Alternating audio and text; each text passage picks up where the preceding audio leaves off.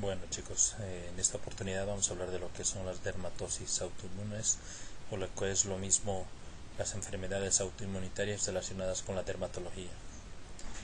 Y en este capítulo vamos a hablar de dos grupos en general y vamos a empezar con generalidades, lo que es el sistema inmune, lo que es como respuesta ante las patologías que se van a presentar con expresión dermatológica. Bien, hablamos primero qué es el sistema inmune, para entender un poquito por qué el sistema inmunitario ataca como reacción a nuestro organismo propio. Bien, el sistema inmune, recuerden bien chicos, es un sistema que nos sirve para defendernos de todos los microorganismos ajenos a nuestro cuerpo, por ejemplo bacterias, virus, etc. El primero en reaccionar es el sistema inmune. ¿De acuerdo? Y lo hace a través de anticuerpos que luchan contra estos gérmenes que acabo de mencionar. ¿Por qué? Porque estos gérmenes, estas bacterias, virus o parásitos, presentan una sustancia que se llaman antígenos o se comportan como antígenos. Antígenos es todo lo ajeno que hace que nuestro cuerpo reaccione contra eso se llaman antígenos. Por tanto, una enfermedad autoinmunitaria no es más que autoinmunitaria, quiere decir que estos anticuerpos empiezan a reaccionar contra nuestros propios organismos sin que existan virus, bacterias, etc. Por ejemplo, nuestros propios anticuerpos atacan a nuestros glóbulos rojos, atacan a nuestras células musculares, a nuestras células sanguíneas o nerviosas. Eso se llaman enfermedades autoinmunitarias. Por tanto, hay un descontrol total del sistema inmunitario y estos anticuerpos que atacan a nuestro propio organismo se denominan autoanticuerpos. Por tanto, cuando hablemos de enfermedades autoinmunitarias, ya con afectación de la piel, vamos a referirnos principalmente a dos enfermedades autoinmunitarias, ¿no es cierto?, que van a provocar la aparición de ampollas en la piel, que es lo que se va a ver, ya que vamos a ver la aparición de ampollas, y estas las vamos a clasificar como enfermedades ampollosas. Y otro grupo de enfermedades autoinmunitarias que van a atacar al tejido conectivo.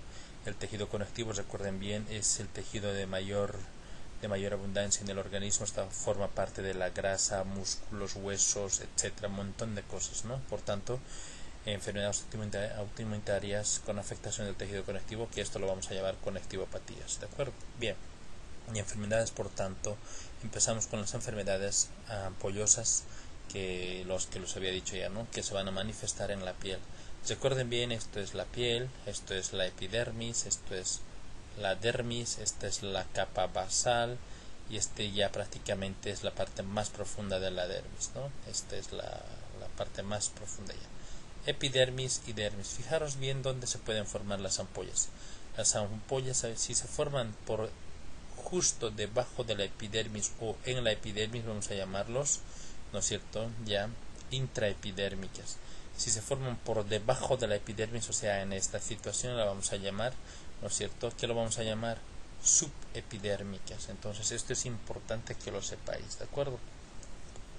Entonces, sabiendo esto chicos, nosotros podemos estudiar este cuadro diagnóstico diferencial. Esto lo tenéis en sus PDFs, pero vosotros estaréis pensando, ¿tengo que aprenderme todo? Sí, tenéis que aprender estas tres enfermedades: pénfigo vulgar, pemfigoide ampolloso y dermatitis herpetiforme.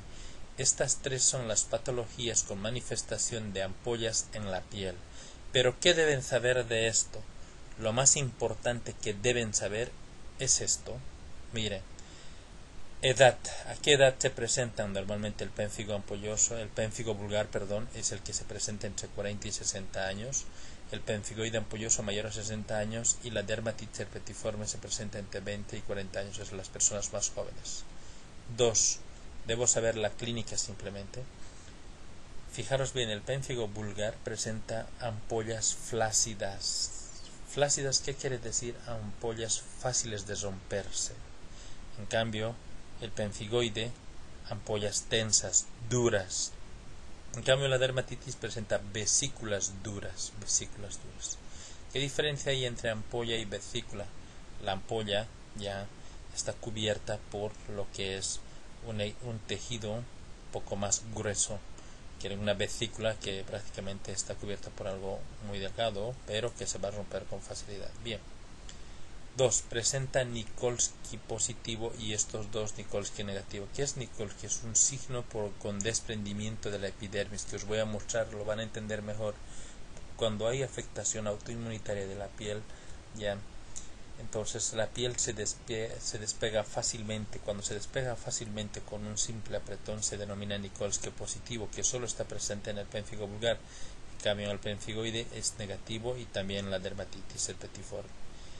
Bien, otra característica del pénfigo vulgar es el dolor intenso que presentan las ampollas al romperse. En cambio, en el pénfigoide ampolloso y en la dermatitis septiforme, estas tanto ampollas como vesículas presentan intenso prurito. Por eso prurito, miren, 4 cruces. Finalmente, dos últimos puntos que debo saber. Características histológicas de la ampolla. Esto es lo que os decía. Miren, el pénfigo vulgar está dentro de la epidermis. Son ampollas intraepidérmicas. Esto es el dato más importante que tenéis que saber. A diferencia del pénfigoide ampolloso y dermatitis septiforme, que son subepidérmicas. Al estar intraepidérmicas se rompen fácilmente, por tanto, cuando se rompen fácilmente se sobreinfectan, por tanto la mortalidad es alta, aproximadamente un 25%. En cambio, estas ampollas del pénfigoide ampolloso, que son un poco más duras porque están subepidérmicas, que son los más frecuentes en presentación, pero muy difícilmente se rompen. Lo que más molesta es el intenso prurito o el escozor. Por tanto, estos tienen un pronóstico mejor que el pénfigoide vulgar. Y finalmente, la dermatitis septiforme, curioso, ¿no es cierto? Al estar subepidérmico, un 70% está asociado a la enfermedad celíaca o enfermedad, ¿no es cierto?, de la intolerancia al gluten. Importante, chicos. Ahora os voy a mostrar las imágenes para fijaros bien qué será esto. Miren, ampollas que se rompen fácilmente, superficiales, intraepidérmicas. Miren, fijaros bien estas lesiones, fácilmente se sobreinfectan. Entonces los pacientes normalmente tienen una sobreinfección, y por esta sobreinfección se produce una sepsis y por esa razón fallecen. Ese es de mal pronóstico. Estas son ampollas, fijaros bien, estas son ampollas duras, tensas, fijaros bien, que difícilmente se rompen, pero tienen intenso prurito. Por tanto, este es un pénfigoide ampolloso, ¿no? Y finalmente, estas vesículas que aparecen en la región interglútea, en los glúteos o en los codos, que están muy asociados con la enfermedad celíaca o intolerancia al gluten. Esto no podéis olvidar, ¿de acuerdo? Este es el famoso signo que os he dicho, que al presionar simplemente se desprende toda la piel, la epidermis. Fijaros bien, apenas presionas un poquillo, miren, se desprende. ¿Qué se llama esto? Esto es Nikolsky positivo. ¿Quién lo presenta? El pénfigo vulgar, ¿no es cierto? Fijaros bien, Nikolsky positivo. En cambio, el pénfigoide ampolloso y la dermatitis septiforme no lo presentan.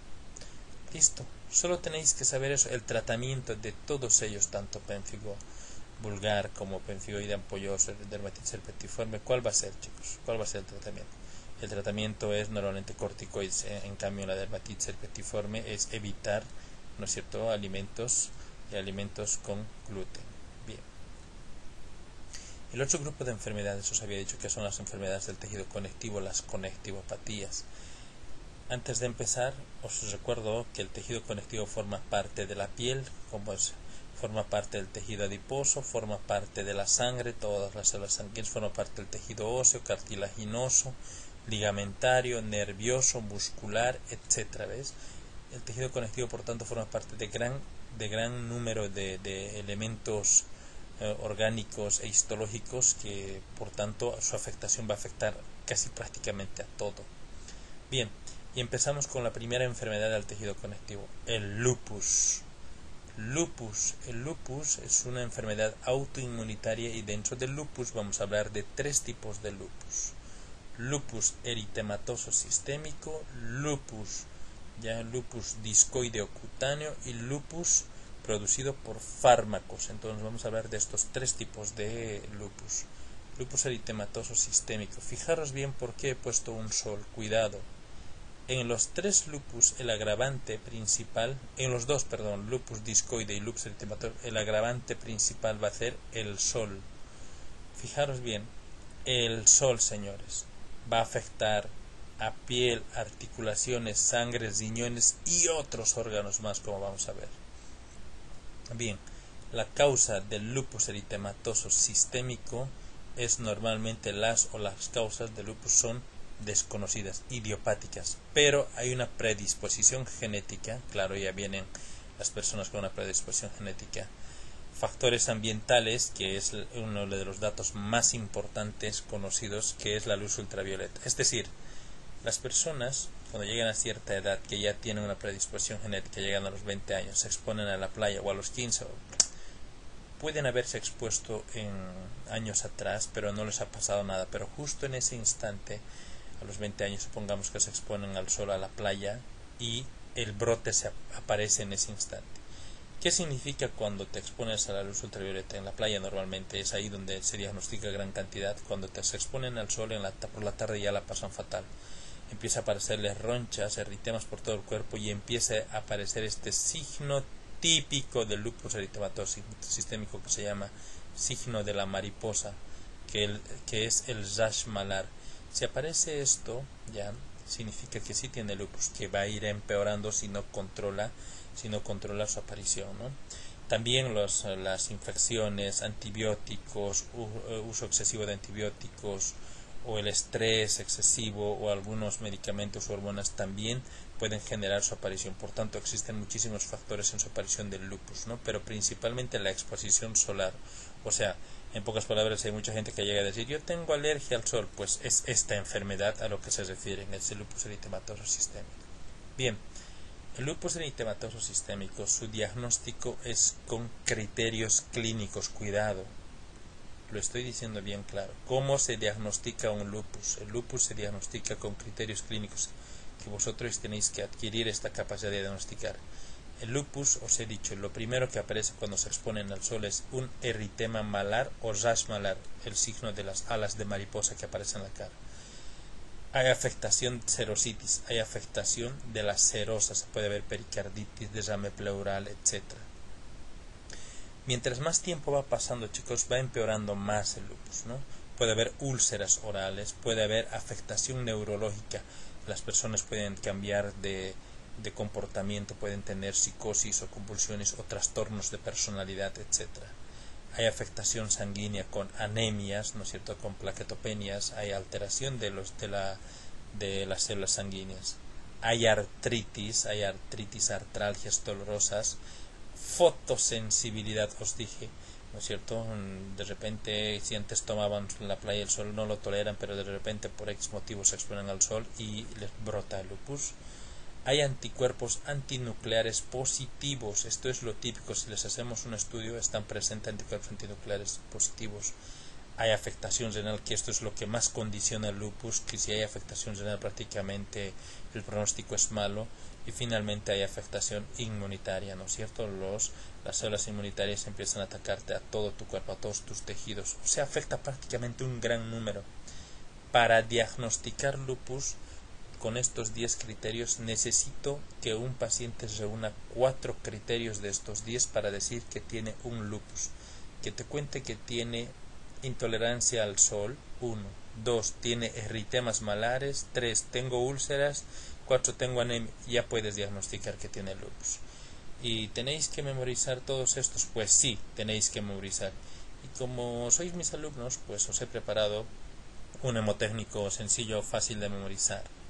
Toma, es un safari. E de eritema o rash malar, S de serositis, U de úlceras orales, N de afectación neurológica, S de afectación sanguínea con anemias, A de artritis, F de fotosensibilidad, A de anticuerpos antinucleares, R de afectación renal y de afectación inmunitaria. Es un safari. Espero que esto os sirva, ¿de acuerdo? Lo que os decía, ¿no? 80% de todos los pacientes, prácticamente inclusive más, tienen afectación inicial de este signo, que es el eritema malar o el rash malar en alas de mariposa. Si esto aparece, chicos, o ven en una chica joven, normalmente afecta a mujeres de raza blanca, ¿ya? Principalmente, eso no quiere decir que no puede afectar a hombres ni puede afectar a otras razas, pero principalmente a este. Entonces, fijaros bien. El otro tipo de lupus, que es el lupus discoide o cutáneo. Este tipo de lupus, como su nombre lo dice, solo afecta, ya está limitada a la piel de todas las razas. En cambio, el lupus eritematoso sistémico afectaba más al sexo femenino de raza blanca. En cambio, este afecta más a todas las razas. Aparecen manchas rojas en cara, como acá, ¿no es cierto?, cuello y cuero cabelludo. Principalmente ya aparecen estas ronchas bien delimitadas, bien marcadas, ya. Su diagnóstico principal, recuerden bien, del lupus eritematoso sistémico era clínico, con criterios. En cambio acá es con biopsia, necesito tomar un punto, una muestra, fijaros bien.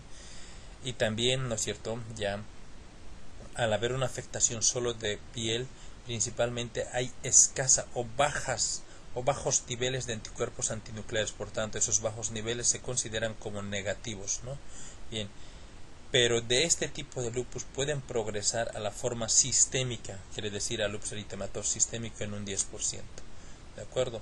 El tratamiento de este tipo de lupus no previene de la progresión o de la transformación hacia la forma sistémica. Esto es el lupus eritematoso o lupus discoide, lupus cutáneo, afectación cutánea principalmente. Estamos muy bien. Entonces, espero que quede bien claro esto, ¿no? Lupus cutáneo, lupus discoide, ¿de acuerdo? Entonces el otro tipo era lupus eritematoso sistémico. Bien, ahora hablamos de lo que es el lupus inducido por fármacos. Su nombre lo está diciendo. ¿Cuál es la causa del lupus inducido por fármacos? Pues en este caso la causa principal de este tipo de lupus es el consumo excesivo de fármacos. Por tanto, fijaros bien, solo tenéis que saber esto. La presentación, ¿no es cierto?, ya, o afectación es articular, serosas, ¿no es cierto?, ya, y cutáneas. No afecta al riñón ni al sistema nervioso. Bien, la analítica es anticuerpos antinuclear 100%, pero principalmente antihistonas. Cuando alguien les comente, me han dicho que me han salido anticuerpos antihistona, pues se están refiriendo a que tienen un lupus inducido por fármacos. Entonces la pregunta del millón que debo hacerme es cuáles son esos fármacos que pueden producirme la aparición de este tipo de lupus. Existen muchos fármacos, pero dos son los fármacos que más pueden inducirte a la aparición de esto. Y tenéis que saberlo, la hidralazina y la procainamida. La hidralazina empleada para tratar la presión arterial alta o la tensión o la hipertensión, ¿no?, que cuando hay tensiones, por eso se utilizan para las tensiones elevadas otro tipo de fármacos, pero cuando no responden a ese tipo de fármacos normales se puede utilizar la hidralazina, que es un fármaco muy potente y muy bueno para la tensión arterial, y se usa en casos extremos cuando no logramos controlar la tensión con otros fármacos. Entonces hay que tener cuidado. Si su paciente os comenta que está tomando hidralazina, cuidado, decir que se proteja del sol, que use protectores solares, que no se exponga al sol, etc. También la procainamida, que se usa mucho en las alteraciones del ritmo cardíaco. Las personas que tienen problemas cardíacos usamos mucho la procainamida, es un antiarrítmico. Por tanto, si os dice que están tomando procainamida, pues mucho cuidado decir a su paciente que no se exponga al sol, ¿de acuerdo? Bien, el tratamiento de lupus eritematoso sistémico es principalmente, al igual que los otros tipos de lupus, es evitar los factores precipitantes, ¿no? Evitar exponerse al sol. Si os van a exponer al sol, pues usar bloqueantes y protectores, ¿no es cierto? Hay que utilizar fotoprotección. Bien. Fármacos, si no puedo controlar con estos, ya me ha aparecido el lupus, ya ha brotado el lupus sin saber, ¿no es cierto? Ya, entonces lo que tengo que utilizar son fármacos, AINES, antiinflamatorios no esteroideos, y si estos no mejoran, corticoides. Esto es en progresión. Si estos no logran controlar, ¿no es cierto?, no logran controlar el lupus, se puede utilizar antimaláricos, el más usado, la hidroxicloroquina, y finalmente si con esto no logro controlar el lupus, pues se puede utilizar inmunosupresores, tanto al lupus discoide como al lupus eritematoso sistémico. En el caso de los fármacos, suspender o dejar de tomar los fármacos. Como cuáles eran los fármacos, nunca olvidéis estos dos, hidralazina y procainamida. Muy bien. El pronóstico de lupus normalmente es bueno con tratamiento, pero si no recibe tratamiento el pronóstico es rápidamente deteriorante y es muy peligroso. A los 2 años 90-95% de las personas sobreviven, ¿no? A los 20 años 70%, miren, tienen una buena sobrevida con tratamiento y manejo y control. Factores de mal pronóstico. Cuando digo que un lupus va a ir mal y además este lupus me va a atacar y me va a deteriorar notablemente mi calidad de vida, cuando hay insuficiencia renal o afectación renal, y cuando hay afectación sanguínea con manifestación de anemias crónicas o de larga evolución. Finalmente, ¿de qué fallecen las personas que tienen lupus a la larga en muchos años? Van a fallecer por infecciones o afectación renal, o que os había dicho, ¿no? Y fenómenos tromboembólicos porque hay afectación sanguínea, coagulación, anemia, etc. Bien, la otra patología ya de conectivopatía que vamos a hablar son las dermatomiositis. La enfermedad, ¿no es cierto?, es una enfermedad de inflamación de las células musculares que se van a manifestar con erupciones cutáneas o en la piel, ¿no? Es una enfermedad que afecta al músculo y a la piel. Dermatomiositis, dermato, afectación de piel, miositis, afectación o inflamación de los músculos, ¿no? La causa principal no se sabe, es desconocida, pero se asocia a infecciones virales, o reacciones autoinmunitarias. Cuidado, ojo, no está en el PDF, pero es muy importante, no sé por qué lo han obviado. Normalmente en personas mayores se asocia ya como un signo paraneoplásico. ¿Qué quiere decir? No sé en qué parte del cuerpo o en qué zona hay un tumor, y una de las manifestaciones iniciales es la afectación dermatomiosítica. ¿Qué quiere decir? La dermatomiositis puede, no siempre, puede ser una manifestación de un tumor que aún no lo han descubierto o no lo saben. Importante, por eso afectación paraneoplásica o signo paraneoplásico. Puede afectar a niños entre 5 y 15 años y adultos de 40 a 60 años. Generalmente afecta a mujeres, ¿no? Fijaros bien esta imagen. La afectación típica es una debilidad muscular. El paciente te cuenta que se siente cada vez más débil, cansado, ¿ya? Y puede presentar o no dolor y rigidez muscular.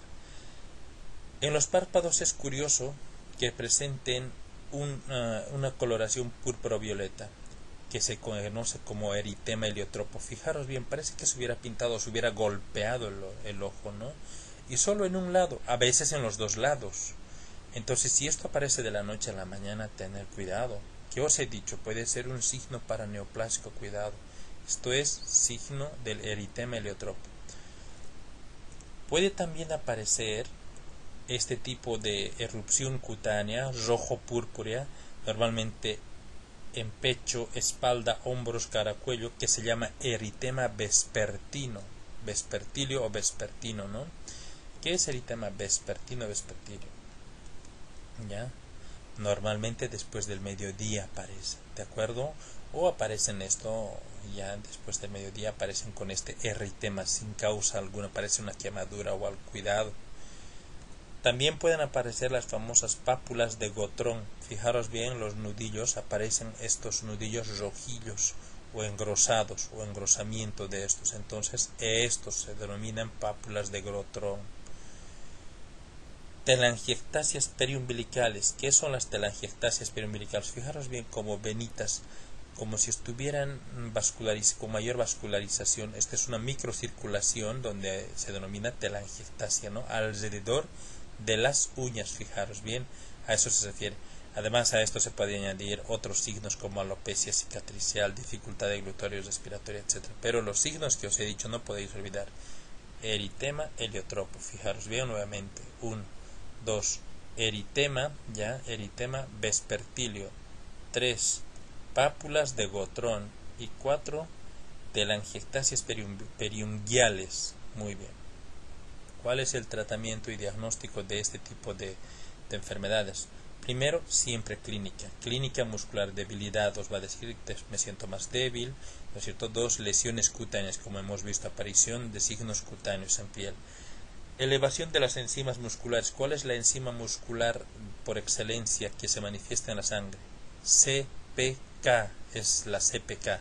CPK es una enzima muscular que dice daño muscular. Esta se eleva tremendamente en sangre. También se puede hacer electromiografías, finalmente se puede hacer biopsia si hay afectación muscular.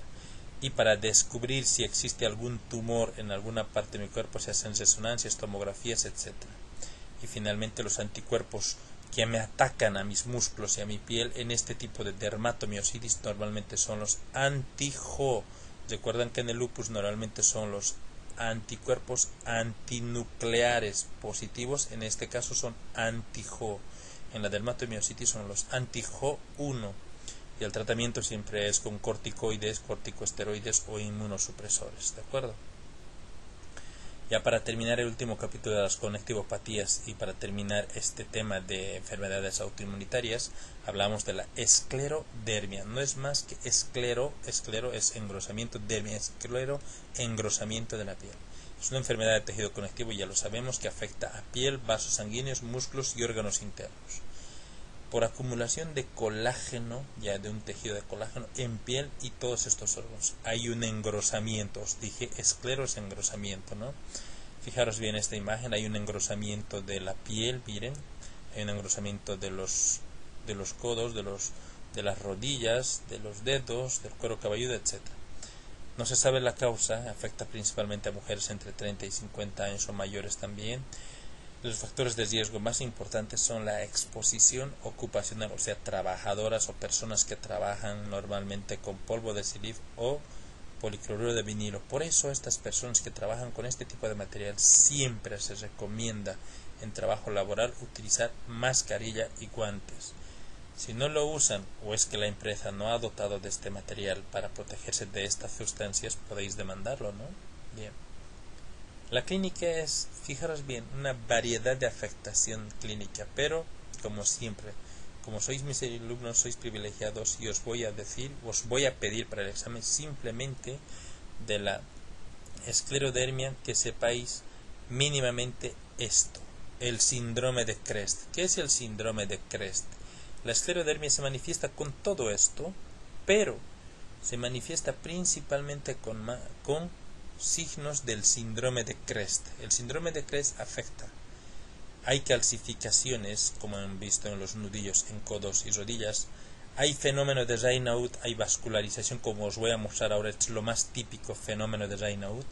Trastornos del esófago, esofágico, hay patología esofágica, hay reflujos, etc. Hay esclerodactilia y engrosamiento de los dedos. Y telangiectasias, aparecen telangiectasias alrededor de la boca, etc. El signo típico que os he dicho, ¿cómo se llama esto? Afectación de las manos, que aparecen exacerbadas por el frío principalmente. Miren cambios de coloración de la mano, se vuelven blancas o se vuelven negras. ¿Qué se llama esto? Este es el fenómeno de Raynaud. Es típico de la esclerodermia, ¿de acuerdo? Bien. El diagnóstico y el tratamiento normalmente es ver la clínica, el síndrome de Crest, ver el Crest. Si alguien quiere memorizarse toda la sintomatología podéis hacerlos, pero os recomiendo que sepáis mínimamente esto: calcinosis, fenómeno de Raynaud, trastornos esofágicos, esclerodactilia y telangiectasias. ¿De acuerdo? Bien. Diagnóstico, por tanto, es con la clínica evidente. También se puede ver el volumen de sedimentación globular aumentado, quiere decir que van a estar aumentados los marcadores inflamatorios, factor reumatoide, anticuerpos antinucleares, etc. Todos estos se hacen, ¿no? Y principalmente, finalmente, para confirmar el diagnóstico se hace biopsia. El tratamiento es con AINES, con antiinflamatorios no esteroideos y con corticoides. Si os habéis dado cuenta, casi en todas las patologías de piel dermatológicas se utilizan muchísimo corticoides. Yo os recomiendo que leáis los efectos beneficiosos y efectos contrarios o efectos secundarios de los corticoides, porque se usa muchísimo en dermatología. Bueno, chicos, eso es todo por hoy. Espero que os sirva este aporte de la dermatología para su estudio. Bueno, hasta la próxima. Adiós.